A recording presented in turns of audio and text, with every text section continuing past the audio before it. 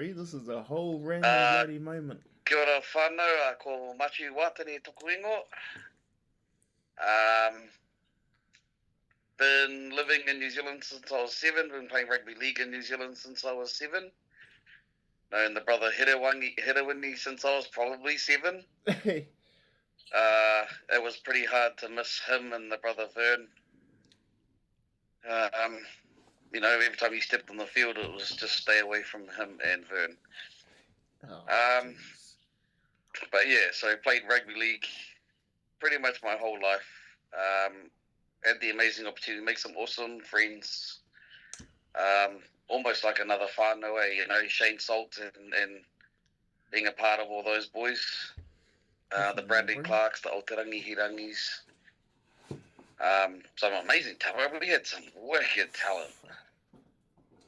You have to admit, bro, we had some wicked talent. Well, not that they have talent today too, but man, we had some. We were those ones that were going and beating the Aucklands and the Wellingtons and the Christchurches. But yeah, so that's me. My father is Miles. A lot of people probably know him. My koro, Tuhoia, he was the one that got us into it. He was the one that got us into league. And pretty much, coached us from when we were young, up until we came over to New Zealand. So I am now much, much older. Have my partner, Iriarangi Panapa.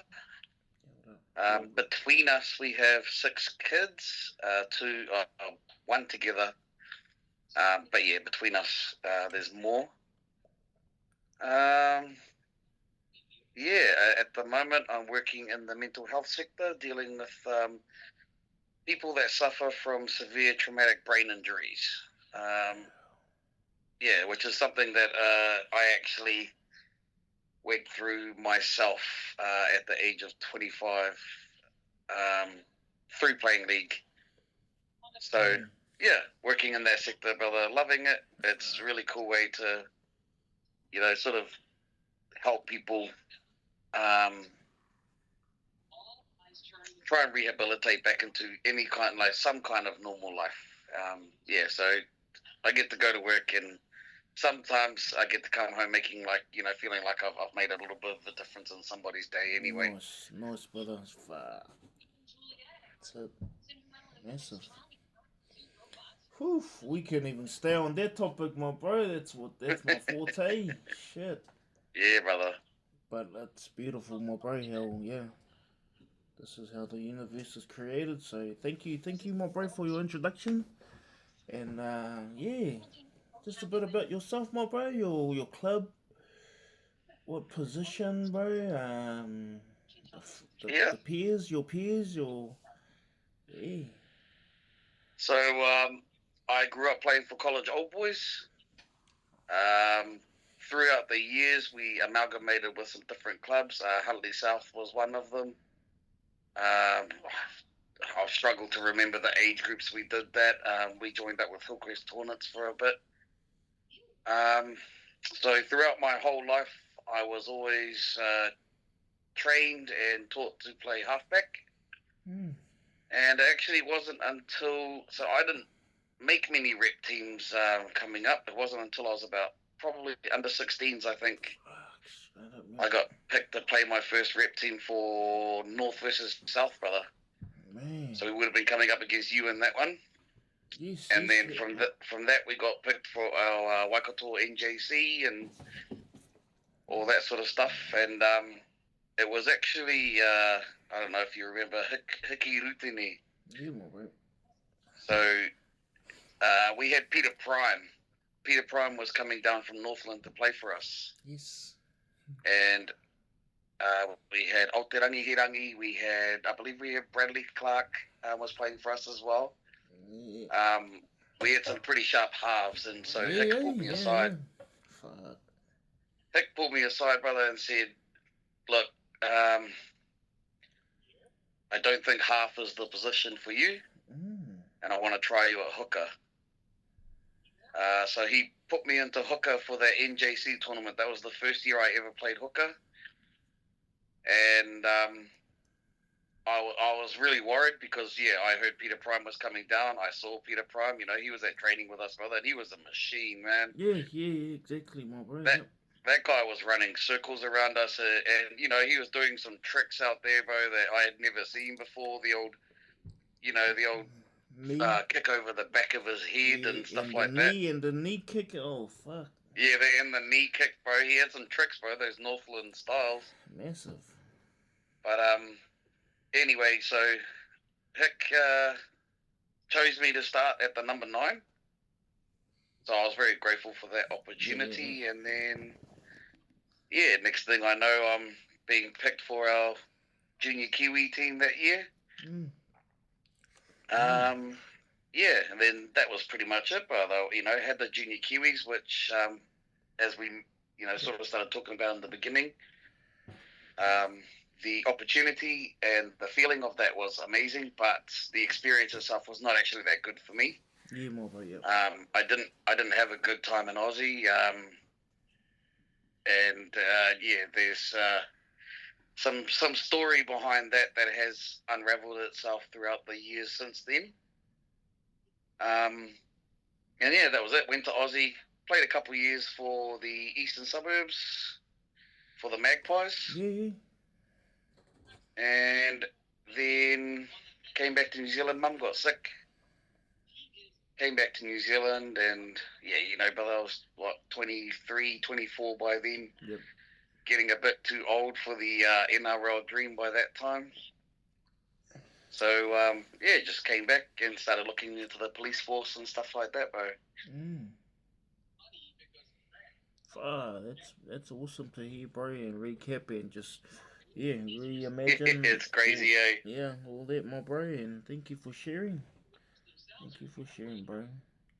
And in terms of you mentioned that your experience with the junior Kiwi under 18s NJC team, bro, wasn't too well. Are you able to elaborate on that or? Yeah, brother. So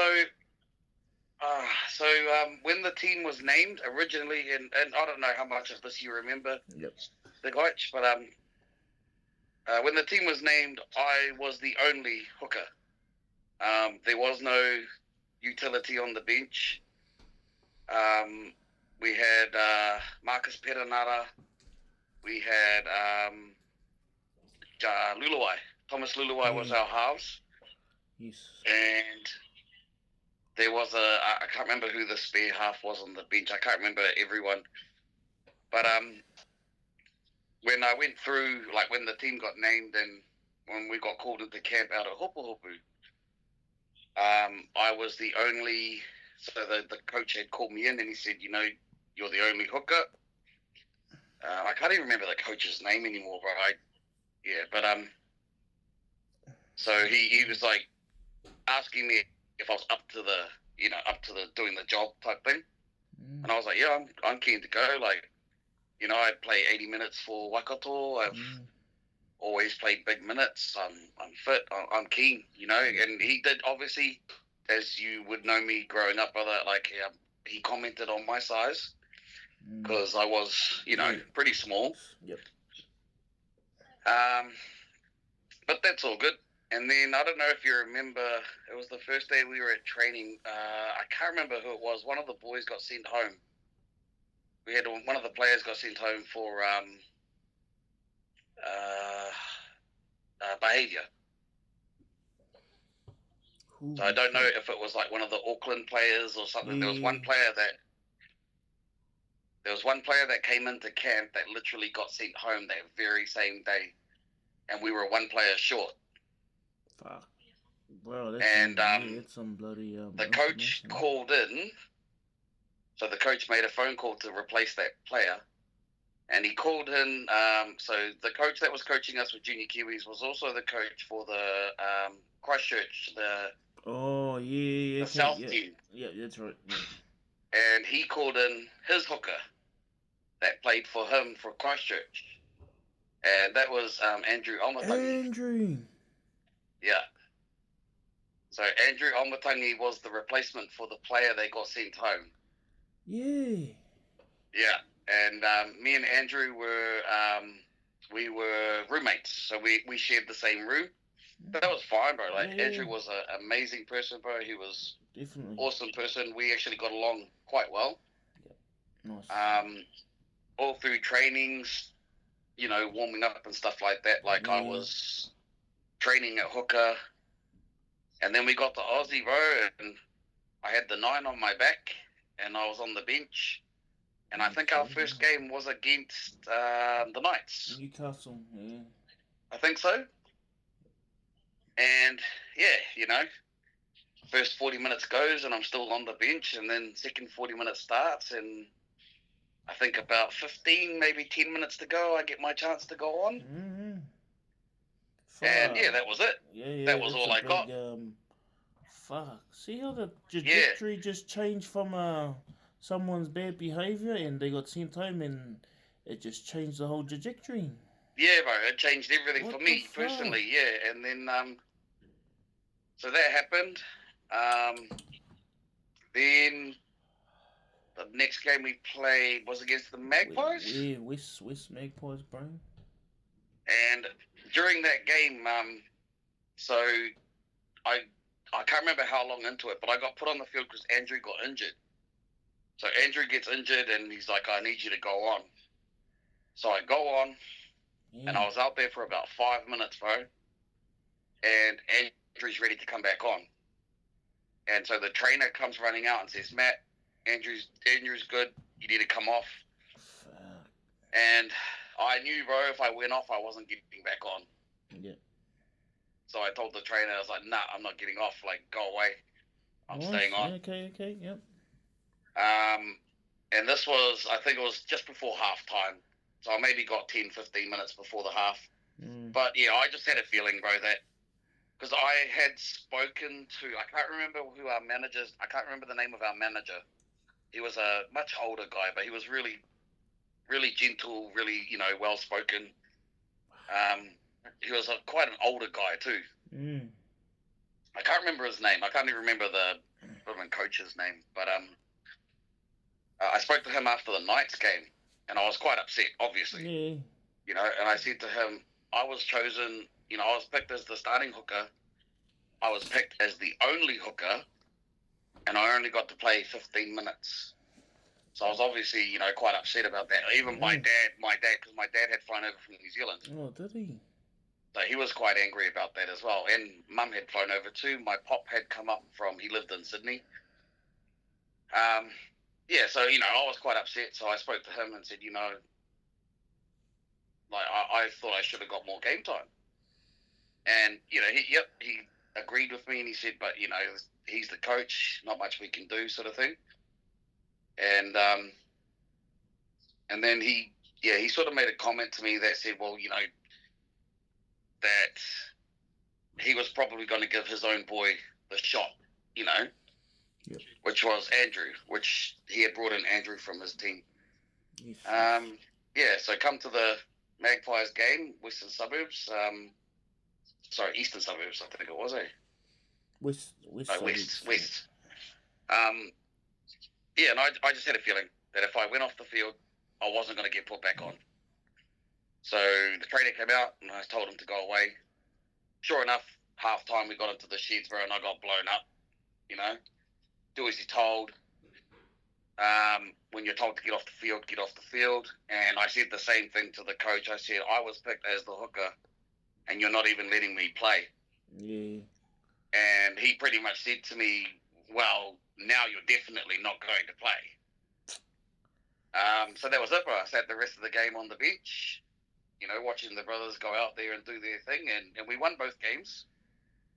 And then I actually got home, bro. So we flew back to New Zealand.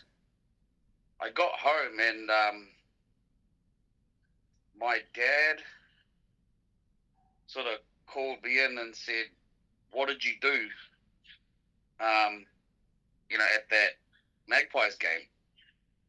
And I said, what are you talking about? And I said, I didn't come off the field, and he goes, no, we just got a call from NZRL, and there's a report that you were smashing, you smashed a mirror, that you were throwing chairs around in the changing rooms. Oh, wow.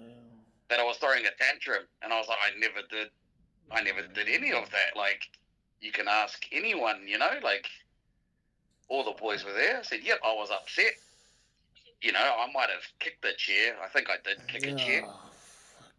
Shit, that's crazy. But yeah, bro, so that was my experience, bro. So, I got back on the plane feeling like I had missed an opportunity. Bloody hell. Yeah, and what do you even call it? That is called something, bro. What you just had experienced? Fuck, that's called some type of fucking disorder. Oh, power, fucking power. Yeah, bro. So that was yeah. So as much as like when we get with the brothers and we speak about it, sort of thing, and they're like, oh, Father, that was a really cool. Like, yep, I love the experience. Bro. Yeah. Like being there with the boys, bro. Like we had some fun. We all went up to Sydney and all went out together and did quite a bit of stuff together. The Jerome Ropatis, the Hameloakis, and all those fellas. But yeah, nah. Personally, bro, the experience wasn't a good one for me just because of that. Because I felt like I had earned a spot. After being told my whole life that I was too small. And I earned it. And then it got taken away from me, just by a chance thing, because the boy got sent home for his behaviour, and Andrew Omatangi got the chance to come in, and then that was it. That was my shot, over and done with. Yeah. And, and, I was only, we were 17 then? Yeah. If it was now, as a 40-year-old man... Yeah. I could have stood up for myself. Definitely, I could have said something. But as a 17-year-old, you kind of just do what your coach tells you. You don't really, you don't really know how to stick up for yourself at that age. Exactly, yeah. And far out. Look, I'm even thinking of myself, bro, but not actually just thinking of it. But yeah, where was I? Where was I? Where were the other Waikato boys? Shit. Oblivious, bro, being oblivious, but no hard feelings, bro. No hard feelings to any of the other players. My hard feelings has been and always was to the coach. Like that was his choice to, he had one of his players that he loved, Andrew, and he wanted to give Andrew the opportunity, and you can understand that. Like I can understand that. Hickey did it with me over Peter Prime. Hickey gave me the opportunity. Exactly. Over Peter Prime. You can see that. So, yeah, I can't be mad about the what's. I guess maybe I'm a little bit mad about the why sort of thing. Like you could have got half a game each. You could have talked to me about it. You could have, but then to come home, bro, and find out that somebody, and we never did find out who, had lied about my actions after the game, that I was smashing things and throwing things around. But yeah, so I was told that day, bro, when my dad got off the phone from NZRL, and I don't know how true it was because, like I said, I was only 17, but I was told that day I was NTA, which meant never tour again. It's mind-blowing, bro. Yeah, it's one of those moments, bro, like, people always sort of ask, do you regret the way things sort of happened? And obviously, back then, yes, 100% I regretted it, 100% I was angry with it. But I'm a 40-year-old man now, bro, 41 next week, brother. And if my life hadn't gone exactly how it did, and I mean every single thing that's happened, every tackle, every decision, everything that I've done in my life led up to where I am right now with my partner, with my children. And if there was some magical genie, bro, if some little magical rugby league genie come down and said, brother, I'll send you back to when you were 17, and we'll give you another shot, but everything will change, I wouldn't take it. Exactly, my bro. Fuck. And you know who the fella is? The man above, bro. Yeah, brother. Exactly. Fuck. Thank you, my bro. This was really random, me calling, bro, but fuck, there was a connection. It's a powerful connection, bro, and this is education, right? Thank you, brother. Thank you for sharing. All good, brother. Man. It's something I haven't actually shared with. Not my partner knows. Shit. But yeah, not many. And obviously my dad knew at the time. Yeah, he would have. Yep. But yeah, not many people know that part. Yeah. Oh shit! I'm actually speechless, bro. But I'm thinking of, if we can't let that define us, and Nah. It's fuck. We've had many million more fun stuff than that. Yeah, bro. Yeah, nah, like I said, brother, for a time, yep, I was angry, I was bitter, but I mean, can't let that control the way things were going to go away. So, I tried. I went over to Oz, tried to crack it there. Yeah, and it didn't work out. Yeah. Is what it is, brother. Like I said, every action, every decision led me to where I am now. So yeah, understand it. Exactly, bro. Far out this water. Yeah, and I think of my own journey too. Yep. It had led me to this conversation. Yes, brother. Right now. Yep. If anyone, I was gonna say, brother, if any one of us knows, those past moments that you wish you could change, but it's still one of those things, like, obviously knowing your story, bro, and what you went through, and actually seeing that happen, because we were.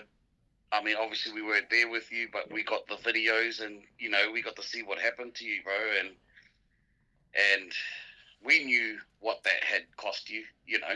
We knew what you were capable of, bro. We knew, all of us, we all knew where Rangi was going. Mm-hmm. But yes, obviously you would know better than anybody else, bro. Like, you can't let it define you. Yeah. You've you move forward with your life, and you build it from there, and where you are now, I'm sure that as much as you would love the opportunity to go back and maybe change one or two things, it's not worth what you would lose in the meantime, mate. Yeah, exactly, my brain. That's bloody. That's awesome way to put it, eh? Yeah, NJC, yeah. Yeah, that was good, bro. NJC was that was the first sort of thing that got us going. But fuck, I think of preparation, and fuck, Hick didn't let us down, man. He didn't fucking, he put us through the. Bro, we had something. Yeah, it doesn't mean anything these days, because the kids don't even know who these players are, bro. But when I think about that NJC tournament and some of those players we were playing against, yeah. And even in our own team, bro, we had the Louis Andersons, we had the Tommy Luluais, and there was a good couple of years, bro, not many, but there was a couple of years I could tell my kids, I played with him. Yeah. Yep, played with him, But unfortunately now it doesn't mean anything, bro, because it's not Reese Walsh and it's not, Nathan Cleary, but it meant something for a little while. Yeah, speaking of Mr. Anderson, bro, Louis, was there any communication between you and Cobb and all of that? Or no, was Uncle Anuru too quick or something? Louis? No, we always did, bro, but he was a dorm student at Church College. Yeah. And Church College had a really big issue with rugby league, bro. Like, they were not keen on because they were big on the rugby scene and the basketball. Yes. So they were not happy with any of the students that were playing rugby league. Yep. And my dad would be the one to talk to more about it, but he had many battles with the school, and they constantly changed rules. So the dorm students, originally they were allowed to come out and play. Because remember we played on like the Thursday or the Friday nights. Yeah, Friday night. Yep. So originally that was fine. They were allowed to come out. Then the school turned around and changed it that the dorm students weren't allowed to go out to play league. So what my dad ended up doing, bro, was he contacted a couple of the parents that of the boys that were playing for us that were dorm students, and they would come and stay at my house on a Friday night. Because that was the only way that they were allowed to play league, was if they were taken, if the care was taken by my dad. So he contacted their parents and they gave him permission. So he would sign them out every weekend. And we would have all these, rugby boys, all these dorm students sort of staying at our house for the whole weekend so that they could play league. Then they'll go back and play rugby, and then they'll be going back to school. But I think Louis, bro, he did, if I remember correctly, he did play, I don't know, a couple games for Cobb. But he was never really playing league here in Hamilton. I think I found out his background over in Auckland. Yeah. He was huge, bro. He was huge before he came to Cobb, Church College. Yeah. Yeah, bro, he was the man. And the Auckland boys, bro, will tell me, I was like, fuck yeah, bro, Louis fucking, he was more up there than Sonny, stuff like that. We actually played with his older brother played for us. Vinny. More than Louis Fraser? Played for us. Maybe Fraser, I can't remember the one that played for the Sharks. Yeah, Fraser. Yeah, he played for Cobb, bro. He had a couple. He played for Cobb more than Louis did. Oh, okay, cool. Yeah, but Louis did have a small affiliation, obviously, because we're all at Church College and with Raha and a lot of those boys. So he came back a couple of years ago and had a season with I wasn't playing, but my brothers were. Raha was, he had a season with the Ravens, I think it was. Oh yes, yep, I see that. Nice. Not sure he lasted the whole season, but he gave it a go. Yeah, good on him, bro. It's me. Awesome for those different angles, bro. And again, I do think of the old man, bro, because he was always doing the Mihi behind the scene too. So, and I always think of his service. Yeah, he was always involved somehow, bro. We had some pretty good role model, like when it comes to our coaching, the Shane Salts, the Hiki Rutenis, Mike, probably a lot of us have, if it wasn't for people like them, I think, a few of us probably wouldn't have stayed playing rugby league. Exactly. Yeah, it's I'm very intrigued to go back to those moments and just like not relive it, but just take us down memory lane and see what were those angles or those styles of plays that we used to have towards what we have today. Very, very regretful that social media and cell phones weren't really a thing, bro. Nobody just whips out the phone and takes a video. I can go to a game tomorrow, bro, and video, the whole my daughter's whole game, But yeah, it wasn't really the thing back in our day, No, so a lot of what we did is just gone. And what in terms of playing the game, bro, as teammates. What sort of game plan? What was the game plan? We had no backdoor plays and all of that. No, we didn't. We didn't have anything fancy, bro. We just, But that's what, so, I don't know if you remember, there was Lukey McKinnon, there was Sally, yep. There was you, there was Vern, and there was the deaf boy, Brett. Whittamoo was another one. Bro, our forward pack was just monsters. Yeah. And then, the things that you, yourself, and Vern could do on the field. So, funny thing is, I was talking to my kids about this not so long ago, like, maybe a couple months ago. Mm. And we were actually talking about Payne Haas. And, how the type of all-round player that he is. Like, he can run 60, 70 meters and score a try. He's quick, mobile, And it just reminded me of you and Vern, bro. Like, I hated... We all hated playing against you clowns. We all knew someone was going to break something just trying to tackle your tree trunk legs, bro. So, I tell you what, the game plan for playing against you was don't kick it to Hiruini. Don't kick it to Vern. Don't kick it to Lucas McKinnon, bro. That was the game plan every time we played against you. Interesting. But nah, it was, bro, you know what? It was really cool being a hooker and having that forward pack. Oh, yes.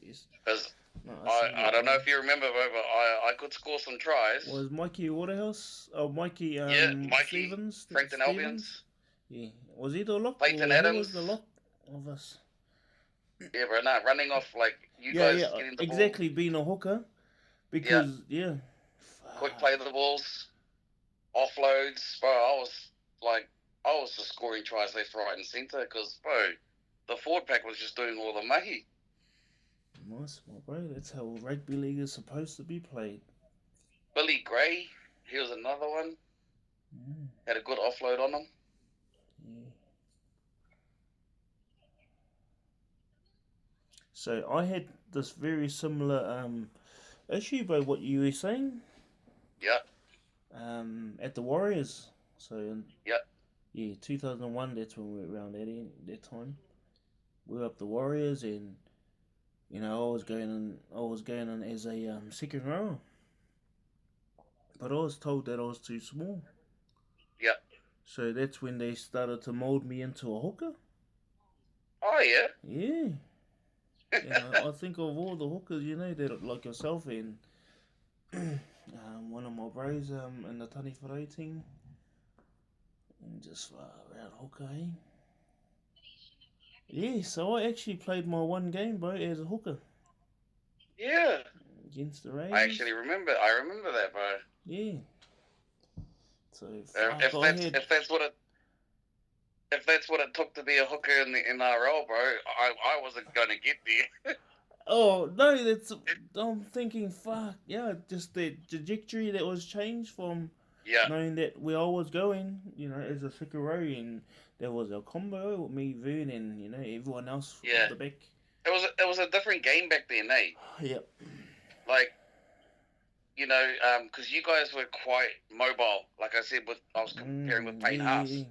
You and Vern were quite mobile forwards, bro. Like, strong, fast, fit, agile. Like, you even had it wasn't just a straight up the guts. It was a shimmy, Yep. You guys had a bit of footwork in you. And it probably wasn't suited to your position back then. You know what I mean? Yeah. Like, you're looking at the Ali Lauatitis, yeah, that's right. Alwyn Gutenberg and... Yeah. What's his name? Who was the Paliasinas, Yeah, These guys who just literally, bro, were just running straight at 100 miles an hour. And, the agility and the footwork wasn't really a thing back then. Matuki, another one, like, although he did have some footwork, bro. Yeah. But I think, someone like yourself and someone like Vern, with the skill set that you had, was just in the wrong generation for what they wanted, Whereas now, you guys would probably kill it with the style that you played as a second row, because second row. I think of like, fuck, they just shuffling players around the forward pack, but regardless, it's you gotta be in or what. Because you'd be quite similar with the old Jazz Tavanga, Dylan Walker. Yeah.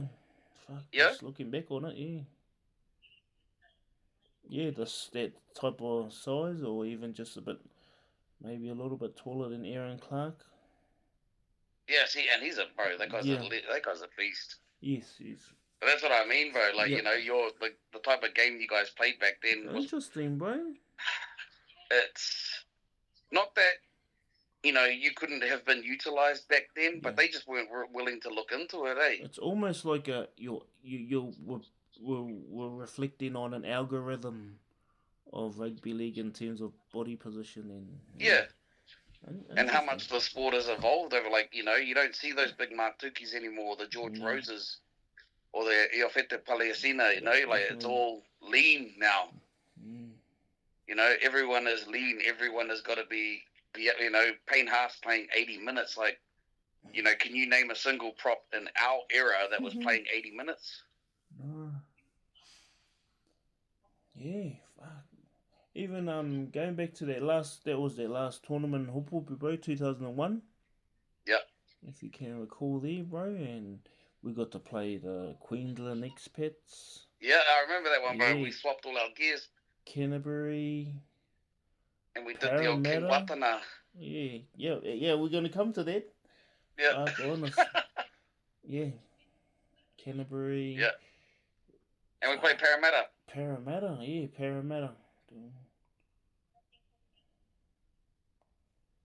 And Wellington or something. But yeah, just thinking of those games, bro, and you know, we've obviously been back at Hopopu quite recently, and you know, not to say that they should know, but you know, that is some bloody what we must say type of religious soil, bro, that these kids are playing on. Yeah. Bro, that hill, bro. Every time I go there, I look at that hill. I remember Hick, bro, like that field right down the back there by that hill. Yes, yeah. Because remember that used to be like a main field. And we had to do Broncos on that, bro. We had to do laps. Like, you know, we had to go up and down that hill how many times? You'll go up one way. Yeah, and come down there, yeah. And that's one. Yeah, bro. Fuck. How much vomit did we leave at the bottom of that hill, bro? Bro, that was nasty, bro. And if we were to do it today, we wouldn't even get halfway, and I'll fucking... Nah, bro, I'd die on the way up. But yeah, that just shows the amount of leadership from our coaches and all that, bro, that they put us in. They knew we were capable. Yeah. And with that mahi that, you know, we put in, bro, and we played their competition, and then yeah, those were the other results too, and the other fruits, which was representatives. So yeah.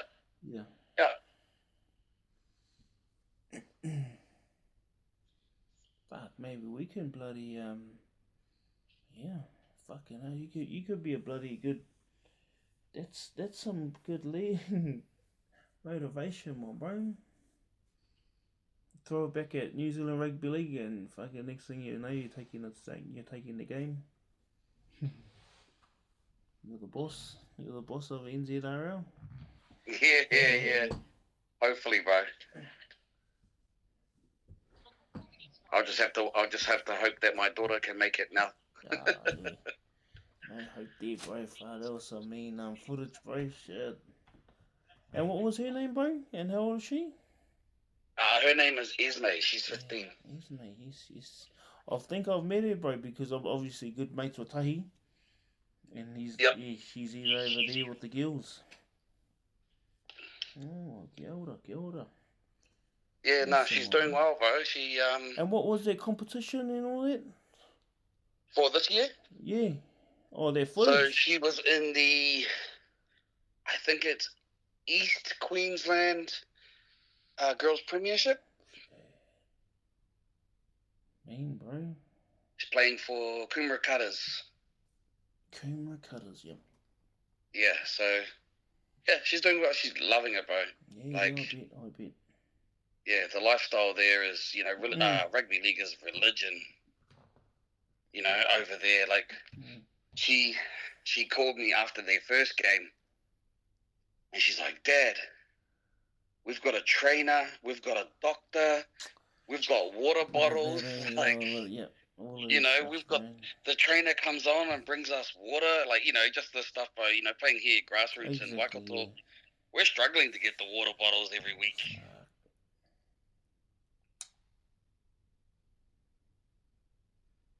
Yeah, this is some good awareness, my bro. I don't know, he needs to listen to it, but fuck, yeah, we can manifest something to it. Oh, I don't know, bro, but if I mean, you would know, bro. You've been in those circles, like the amount of talent that we are losing to Australian teams. Yeah, definitely. And not just that, but if you think about like certain players that have played here professionally, yep, and haven't really amounted to anything, but then they've gone on, to an Aussie team and become like, off the top of my head, bro, Isaiah Papali'i, Yes. He was a warrior. Hard. And, wasn't really amounting, so they kicked them off. And then he literally goes and becomes probably one of the best, second rowers in the competition. Man. Yeah, but we've got some wicked talent coming through, that's for sure. Yeah, definitely. Need to. And it looks like with bloody the government that's going on, both the whole family are gonna pack up. Yeah, bro. Getting to a point like that. The funny though, way, because they're not afraid to show face at the game, and get on the big TV screen, bro. Yeah. Nice. Massive, bro. Not massive for your time, bro. Shit, I was happy. Oh, good, my brother. Happy for you to answer and take this call. No, good, bro. But no, I was like in bed watching TV, and my phone started ringing, and yeah. I was considering for a minute. I was like, oh fuck that, I'm going to sleep. Like I'm just going to ignore it. Sorry, mate. And then I just turned over. I turned over just to see who it was, bro. And it was Rangi, and I was like, why the heck is Rangi calling me? And I'm thinking, I don't know who's going to answer when I pick this up. But no, the legend, brother, the legend. Oh, no. Pleasure is mine, my bro. Yeah. And this is the whole purpose of our kaupapa, bro, is to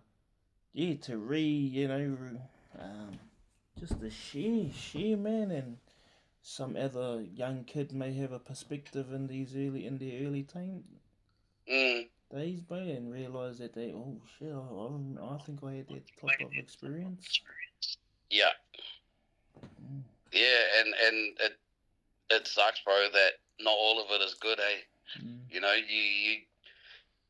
You come across, I don't know, I think all of us can say in our lives, but we've come across one person that had faith in us, that, led us to be more than what we thought we could be. For me, that was Hiki. Yes. Hiki Watene. And that, and to me, he will always be my OG.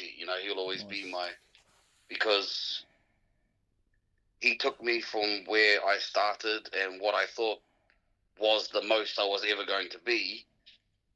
And, he said, look, I don't think that's you. I think this will be you. And he put me up against Peter Prime, bro. Yeah, understand, bro. But hey, like he put me up against Peter Prime. I thought he was joking, bro. Like, I knew who Peter Prime was. Everybody knew who Peter Prime was. But let's just say, my bro, we knew who Matiu Watene is. So he knew that. That's the thing, bro. He knew. I didn't. Yeah, exactly. And and other than that, bro, Shano Salt was another one that would come in a very close second for me.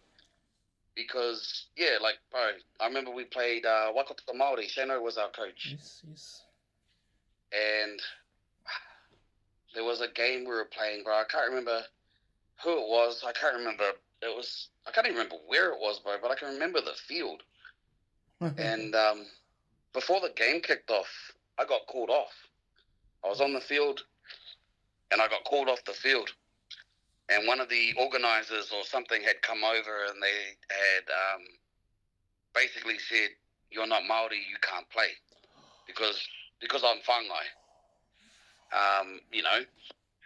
So. The fuck. Oh. Yeah, so we were pulled off just before kick-off. And I can't remember who it was. This person had said, he's not Māori, he can't play. And Shano, I can't remember exactly what he said, bro, but it was along the lines of, well, you know, he's Māori to me. He's my whānau. You know, he's one of my kids. If he doesn't play, he said, so what happens if we play him? They said, oh, you'll forfeit the game. And he said, I don't give a fuck. Go play. And he told me to go back out on the field. Wow. Yeah, and bro, you know, like, because I had been told that my whole life. Yeah, bro, yeah. My whole life growing up. Fuck. I was told, you know, you're not Māori. You're not Māori. Let me ask you a question in this whole little convo. Did you even know that your koro was, was the name of the shield of the rohe team? My great-grandfather? Yeah. So I do know. Yeah. I don't know when I found out.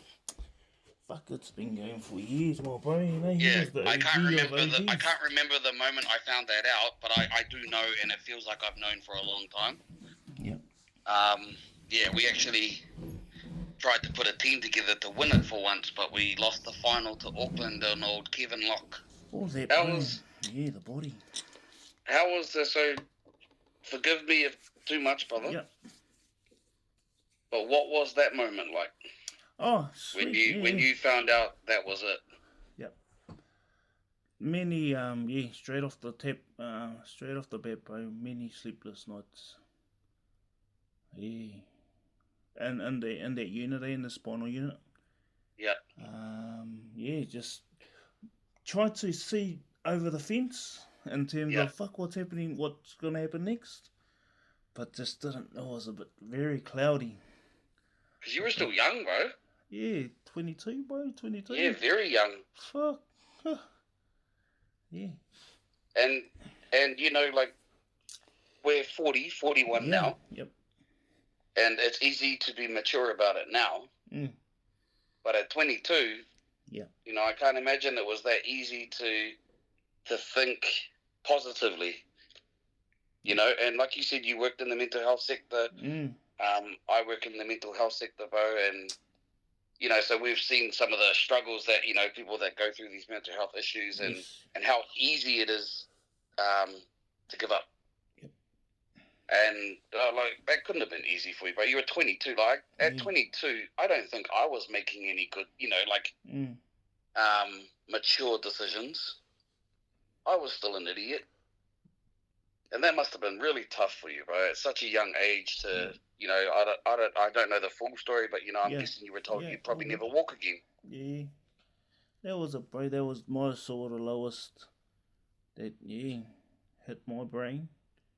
Yeah. But then, for our family, we're just constant, so that's where I grew off it. And just got over myself, bro, and just rehab, bro, just intensive rehab, but the belief that I had other plans of unfinished business or something, and that's life. Yeah.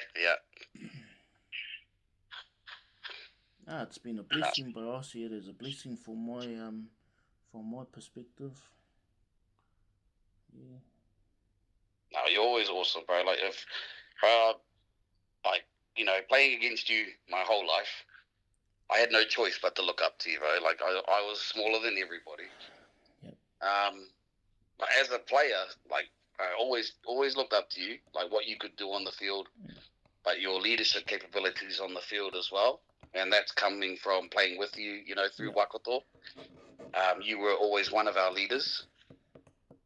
And, yeah, you definitely had this natural sort of leadership quality about you, bro. But, like, you know, not that that's any less, but after what you've been through and seeing who you are today, like, you know, when I see you at the games, bro, and I'm happy, just love that you're out there, you know, and I remember, it might have been the first time we bumped into each other, bro, when we came back, and my kids were young, and I come up to you and, you know, and gave you the cuddle and everything like that. Yep. And my kids were like, oh, who's that? And I was like, oh, you know, that's someone that Dad used to play with a long time ago. Yep.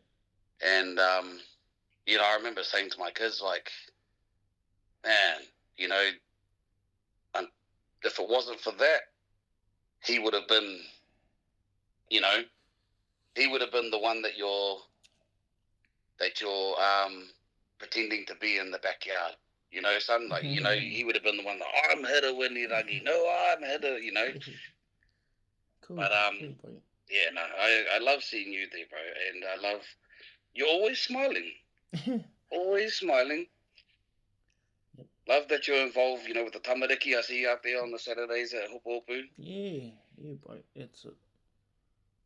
And that's where I'll get my feet off, bro, of our tamariki. And because we've been in that pathway, we've seen those half-field games, and you know, I remember bloody our coach just yelling at us, just like in the same place, at the same place, man. And yeah, that's what I think of. That's a waste of time thinking of unnecessary energy, bro. That's gonna get wasted. Yeah. So let's turn it to what we already know, and Yeah, bro. No, I absolutely agree. Like me, that whole NJC thing, you know, like that's something I haven't talked about in, you know, almost 20 years. Because, you know, don't get me wrong. I think I talked about it to everybody at first. You know, I was telling everyone, now guess what happened to me? You know, but once, you know, 25, we had my first daughter, and yeah, you know, you kind of, that was it, bro. Like, baby, it didn't matter what happened before that. Yep. There was nothing I would ever go back and change if it, you know, couldn't end out exactly the same way. So you had to leave it behind, and you had to, you know, start moving forward. And then, you know, personally, I got a little bit lucky that I have two children that just love their rugby league, bro. Yep. Like they bleed it, you know. Don't get me wrong, they play other sports too. Of course. But nothing comes close to rugby league for them. You know, my son sits here watching YouTube videos, bro. Greg Inglis, Jonathan Thurston. Massive.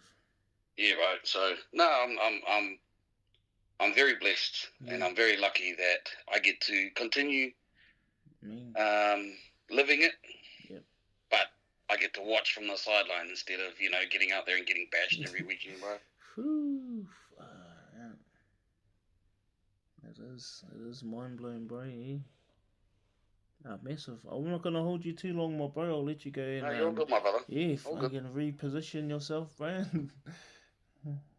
But no, appreciate your kōrero, bro. This is our from our team, bro. The Golden Pot, and this knowledge that you have shared with us, bro. Hopefully, it shines a light on anyone out there that may be experiencing something like that, similar to that. And, and how I would hope. I would hope not a lot do these days, bro. Exactly. Because that was crushing back then, you know, and like you would be able to testify with your experience. Yeah. You know, like there's always the what if. Nice. Always the what if, but yeah, hopefully, I honestly hope that nobody is experiencing what I experienced. But yeah, unfortunately for us, a lot of politics still in the game. Yeah. But yeah, so no, I appreciate you, brother. Good, very just good speaking to you, to be honest. Yeah, I understand that, but yeah, awesome. Definitely. No, we'll do. Yeah, they'll catch up some more often, bro. Not the recording part, but yeah. But we all got, you know, you got your family, bro. I got my family. Yeah, that's right. I doubt we get any spare time, really, do we? Ah, man, no, that's it, bro. That's a challenge, actually, bro, to all of our brothers. All of us, bro, and I'm just making an effort doing to my whānau and Huntley, like making an effort to catch. So look, I know I've got bigger wings and I can spread more, bro, and get contact with more brothers. Just like this, my bro. Yeah, bro. Just next time, make sure you get me into that box up in the at Mount Smart, eh? Whee. Eh? Right, we'll figure out something, my bro. We'll keep all good, brother. I'll see you soon, my bro. We'll keep in touch, but thank you again, my bro, for your call. See you, brother. You have a good one, brother. I'm here, bro. I don't mind.